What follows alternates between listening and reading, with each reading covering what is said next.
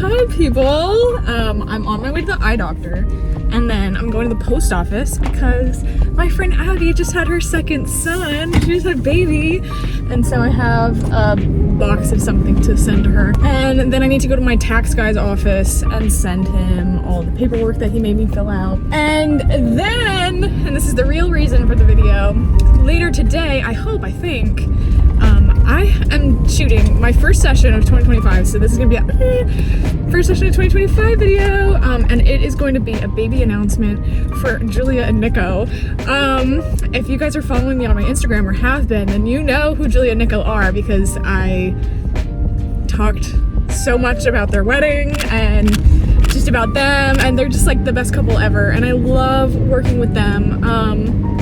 So yeah, I photographed their proposal, then their engagement pictures, their wedding, and now hopefully their pregnancy announcement. She texted me last night or yesterday and was like, so Nico has a work trip and we're not going to be able to schedule anything for the next 3 weeks, but we really want to tell people, so are you around like by the end of the week? And yesterday was Monday, so you know, solid week, and I was like, I'm around tomorrow.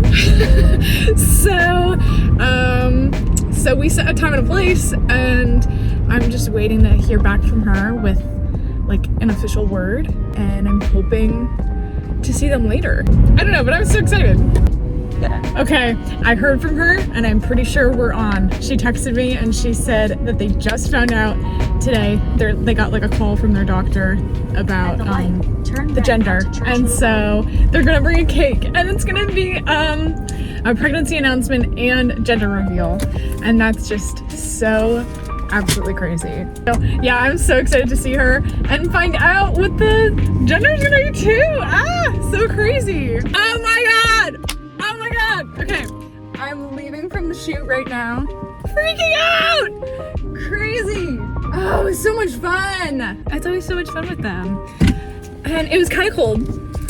Ollie's a little bit older now with her son. I'm not primarily a family photographer. I don't really do family sessions. I'm mostly just weddings and couples. But I'm like, oh, like for the right people maybe, you know? And I'm getting a little bit older too, so I feel like I might be opening up more to family sessions for people that want a candid feel. So anyway, so I need to get back on that because I used to do families a lot, and I got really good at coming up with fun ideas to make family sessions fun for kids. And I had a really good experience. Like I did minis twice, and had a pretty good like feedback, and at least like the kids seemed like they were having fun, and that's like the most important part. So anyway, I need to like go back in my notes and like try to remember what prompts and things that I would do for them, because I just don't remember. It was so long ago. But yeah, so we needed a little bit of a warm-up, and also there was like something going on with my camera. I've been starting to use this lens called Pocket Dispo, and it's a disposable camera lens, like from one of those toss away like green cameras. This company takes them off and puts them on mounts for regular cameras, like professional grade cameras. So it's a disposable camera lens, and so it gives my photos like a really cool film look with like a purple hue in the corners, and it's a film lens, and it's so cool and so good for mocking Super 8. And so that's how I've been faking Super 8, is with that, and then some other filters and things that I put on for like regular videos too, if I'm shooting them on a normal lens. Like I've kind of figured out how to fudge it and make it look like film, even though it's not. But anyway, we need a little bit of a warm-up. And anyway, this lens, oh my gosh, so getting back to my story, the lens, because it's a fixed aperture, my camera doesn't know that there's a lens attached. Like my camera won't release the trigger, it won't photograph anything because it doesn't think that there's anything attached. So I have to turn on a setting that allows my camera to release the shutter without a lens attached to it, which is like, obviously you don't want that to happen. You don't want like the opening of the inside of your camera out to be exposed to the elements, so it's like a safety thing allowing you to, or it's like a safety thing not letting you take a picture with the lens out. But I'm like, no, there is a lens on it, so I have to take that setting off. But I've only used this thing once, and this is my second time using it, and the last time I used it was last spring. It's coming into spring now, so I haven't used it for a year, and I only used it on one camera, so I don't remember what that setting was. And I had it on one camera. I have these two cameras on me right now because I wanted to make sure that I had one lens that I could actually use that was like a normal lens. So I can't show it because it's underneath my seatbelt buckle. But anyway, it's I'm using my 24-70 and then this disposable camera lens. So the first like 2 minutes, I'm standing there fumbling around with my settings, and they're like ready to go, and Ollie's in a good mood, and I'm like, I can't get it to work. And I totally should have checked that out at home, but I just forgot that that was a thing. I just forgot that it won't release because it's a fixed aperture. I just totally forgot about that. And so I'm standing there for a second because I know what the setting is. Like, I know what I need to do to fix it. I just couldn't find the setting for it. And so it was like, fuck. And then I was like, I'll just go without it. Bummer. And then halfway through I realized, dummy, I'm using two cameras. Why don't I just switch the lenses on the cameras?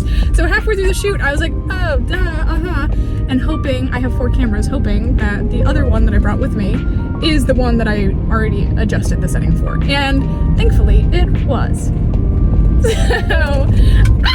So I got to use it, slay, and really freaking cute. I'm pulling in the driveway right now, and I'm gonna go upload them on my computer and my hard drives right now.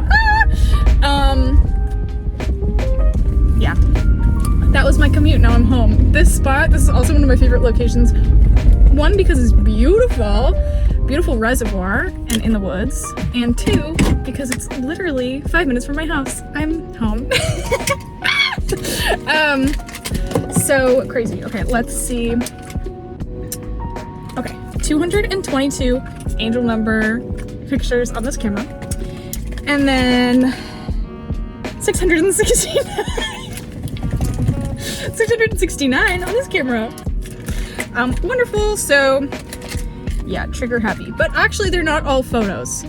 I did take a lot of videos because I'm gonna make them a little video. Anyway, hi guys. Okay, come with me to edit all the pictures in Narrative. Okay, so Narrative is a culling and editing program that I really love using, and I am now an ambassador for them. So that means that I'm creating content and stuff like this, but this is not sponsored at all. They're not paying me to say anything, and I would have made this content regardless, even if I wasn't using Narrative. If I didn't discover them, I still would be making this video showing my process. My process would just be different. But anyway, what I really like about Narrative, what I really like about Narrative is the stuff on the right. You can see like people's faces zoomed in. I am obsessed with that because the other program that I used to use before Narrative didn't have any cool features like this, and this has really cool features. Like, you can see people's eyes and see if they're blinking, see if they're in focus within like 2 seconds of looking at it, which is just so amazing. So I put this in a fast-paced effect, so I'm not actually calling it this fast. This is on like 500% speed. So I was not calling it this fast, but it does happen really quickly, and it's so cool to be able to just like see everything so fast. So I'm going through it, and it auto advances when you select the pictures that you want to select, which is also a really cool feature that I like. So every picture that I want to keep, I tag purple. And then once I've gone through all of the pictures, I can select which edit. I have 2 different presets that I have it used. One is for weddings and one is for sessions. And I just submit it through that. And you can see here it's like loading. And again, I put like a fast speed thingy on it, so it's not actually going this fast. But it applies my presets from past editing information. It has looked at past galleries of mine to develop this personal AI preset, and it cross-references past work of mine with this new fresh raw photos. So then it puts them into Lightroom for me. I just click import, and you can see here it's like slowly syncing, like slowly adding them in. and you can see the edits are slowly kind of coming on. So once they all get in there, all the pictures get in there, I like to file all or control all and save. I don't know, I'm nervous. I don't know if that like really does anything, but I like to save my work as I'm editing, even though it does autosave and it does a lot of nice things. But anyway, so yeah, here I am just checking out the presets, like the editing that Narrative has done for me, as like a gut, like quick instinct reaction, and I really liked it. I don't even think I changed that much. One thing for me though with shooting on water, I don't know why, because the horizon is obviously flat. The horizon should be straight. One thing that Narrative does is straighten out my pictures, but when I'm shooting something with like a horizon line of water, for some reason it never looks straight for me, and that's not a Narrative thing, that's like a me personal issue. Like even before having an auto straighten tool, and I don't even use it that much, and sometimes in Lightroom there's like an auto straighten thing that I sometimes try out, but usually I just kind of like eyeball things and like go off of like the grid, like the lines when you're in the crop thingy, like the grids come up, and usually I just like go off of that. And for some reason with water, it never feels straight to me, even if it's like actually straight and straightened by a tool or like it's on the line, it still for me just doesn't feel right. So anyway, so that's pretty much all that I'm fixing in these pictures. And then I've been lately getting into adding in a little vignette, like add the little mood, add a little depth into my pictures. So I've been getting into that. So I've been adding that on most of these. And then I've also just been masking their features, or if they're in like a darkened area because of the trees. So you can see in this one, I'm adding a little mask to their sun, to his eyes, because just the way that the shadows are falling with how his head is turned, it makes his eyes look really dark, and it just didn't look super great. Like I felt like I could make it better. So I did that. And then I think I got tired of photo here, and so I switched to video, or maybe this was the next day. I might have been doing the sneak peeks before, and maybe now this is the video, I don't know. But yeah, she requested like a Super 8 style little home movie kind of video to remember all of this by. So I shot some footage from that film camera lens, and I'm putting all of that in here with my Super 8 filters and grainy edits. So here I am adding all of those effects and stuff into the hard drive, and into that folder. I make a new Premiere file, a new catalog, a new folder for every couple and every session that I do, and all of the effects and things that I use for my videos I put into that couple's folder as well, because if I have everything saved to my desktop, or everything saved to my documents folder, or my downloads, or from a different hard drive plugged in, then later on when I go to edit and I edit off of my hard drive, all of my memory for my work is on external hard drives backed up on Backblaze. And so I keep all of the effects and everything that I'm using. You can see here I'm collecting all of the music and all of these filters and things, putting them into that hard drive so that I can find them quickly. And if I'm switching from my desktop to my laptop, I can still continue to edit without it saying, where are the files? Because Premiere, if there's something that's in the documents folder, and then I switch to my desktop and it's not in my documents folder, or if it has a different name in my documents folder or something like that, it will just not and it'll just be like a red screen, and obviously we don't want that, and we want to make our lives easier. So I just try to put everything that I can into the drive that I'm using. So that's what I was doing there, and here I am plugging in the music that I picked off of Epidemic Sound. Excuse me. And if you're interested in using Narrative or Epidemic Sound, you can get all that information in the description below. You can get some free stuff from me because I like them.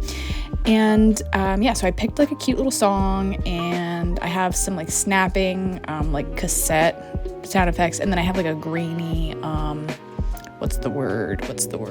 vinyl sound effect, and I got all of that from Epidemic Sound, which is amazing, because I have like a commercial use license thingy with them. I pay for that. So anywho, and then the filters that I got, the like Super 8 grainy filters, I got from Adobe Stock, which I also paid for. And yeah, you can search through different filters on there, pick one that you like, and then you can download it without watermarks if you pay for it. And so I paid for like, I think I paid for it like by accident. I paid for like 30 credits or something, when I got Lightroom, I think like years ago, like when I was like 16, and I didn't know.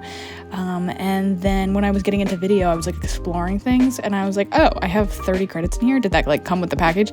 And then I saw that you have to buy them now, like one at a time kind of thing, or like 10 at a time, like in packs. And I was like, why do I have this though? So anyway, that worked out for me. But anywho, here I am putting all of that in the correct order. I had to put all of the video clips of like that I had shot, and the bottom timeline, and then all of the filters on top of it. And then here I am also adding in like a transition, because I don't know, I just wanted like a cool like filmy thing, and it would just help tell the story a little bit better with the nostalgia. So I was plugging that in, and I was getting confused here because it wasn't like doing what I wanted to do, and I realized it was because I put it on top, and I really wanted it underneath one of the things. I forget. I don't know. It doesn't matter. But anyway, I cut through this a little bit, so you won't be able to follow this in its entirety, but it's still entertaining, and I put it just on really, really fast. So that's kind of all I have to say, I think. I was just matching here, now that I'm on Google, I was matching with actual Super 8 footage to try to get the coloring right, and other than that, that's about it. I have the square filter, I put a noise effect on the footage that I shot, and then I have like a grainy effect stock footage thing as an overlay. And then the last thing that's like the key part of Super 8 is the posterized time effect that's in Premiere, because Super 8 was filmed at 18 frames per second, not 24.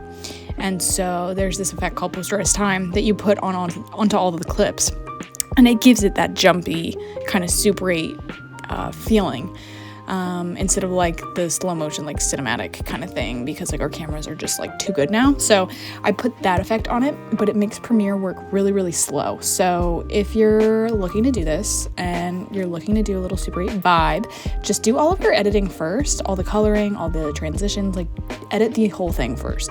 And then the very, very last thing before you go to export, put the posterized time effect on last, because Premiere like literally will not let you edit. It's like too difficult. It like can't handle all that.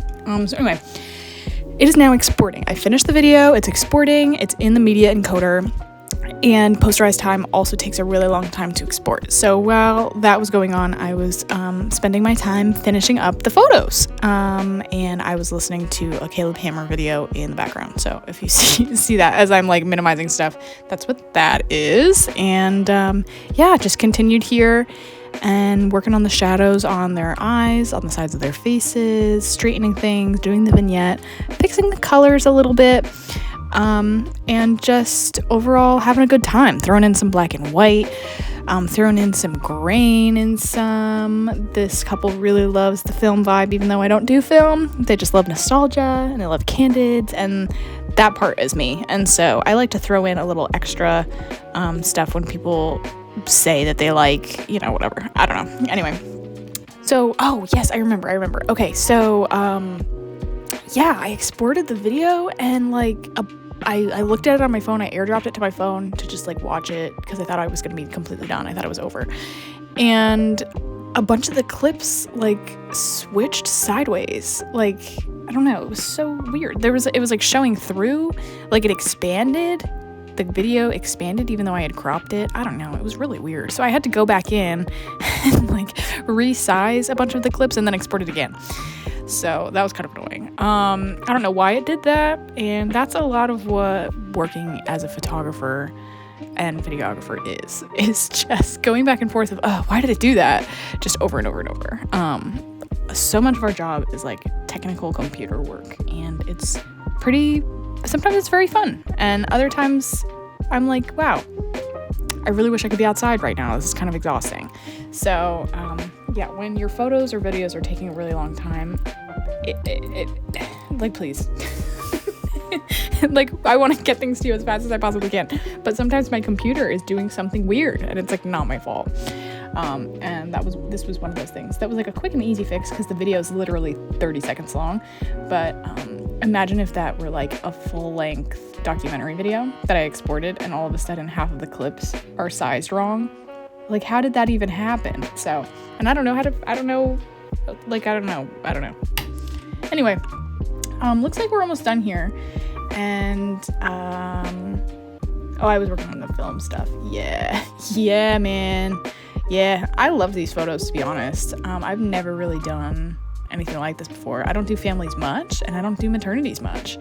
And it was crazy to do 2 in 1 go, plus a gender reveal. I was like, oh my god, it was so much fun to see them. Okay, a really cool thing about narrative 2 that I forgot to mention is that it will auto update your AI preset every, I think it's 250 photos that you do. So how sick is that? This gallery is like 250 photos long. How cool. And so I guess, look at this, I'm done. I guess I'm done. So I was uploading everything into PicTime. And PicTime now has a video delivery thing as well. So I edited the clips individually so that she could edit something because she's a really big like TikTok content girl. And then the video that I edited, and that's it. And here's the video.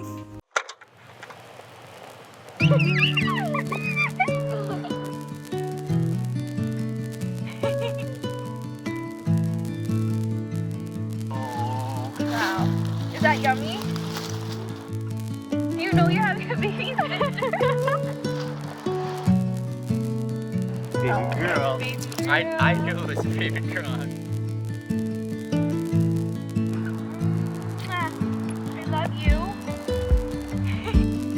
Yeah, you really gotta be a big bro out. Big Always have respect, sister. Thank you so much for watching this and coming along for the ride. And I'll see you guys in the next video. Bye!